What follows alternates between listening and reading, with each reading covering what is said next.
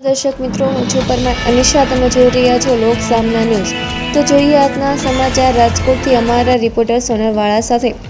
ગુજરાતભરમાં ભક્તિ અને સંસ્કૃતિનો અનોખો સંદેશ લઈને શ્રી ખોડલધામ ટ્રસ્ટ કાગવડ દ્વારા આયોજિત શતાબ્દી મહોત્સવના આમંત્રણ માટે મા ખોડલના રથનું રાજકીય ભવ્ય પ્રસ્થાન કરવામાં આવ્યું છે.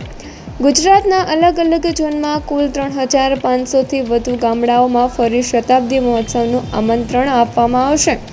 કેન્દ્રીય મંત્રી મનસુખભાઈ માંડવિયાની ઉપસ્થિતિમાં આ ભવ્ય રથયાત્રાનો શુભારંભ કરવામાં આવ્યો છે.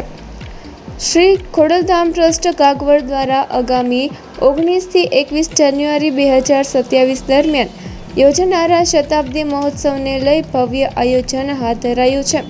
આ મહોત્સવનું આમંત્રણ ગામે ગામ પહોંચાડવા માટે મા ખોડલના રથને તૈયાર કરવામાં આવ્યા છે.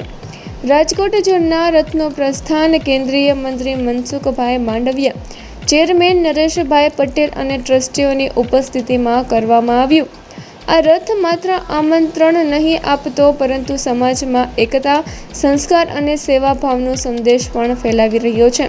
સાબરકાંઠા, વલસાડ અને દાહોદ જિલ્લાઓથી આ રથયાત્રાની શરૂઆત થશે અને હજારો ગામોમાં પહોંચીને શતાબ્દી મહોત્સવ માટે લોકોને આમંત્રિત કરશે.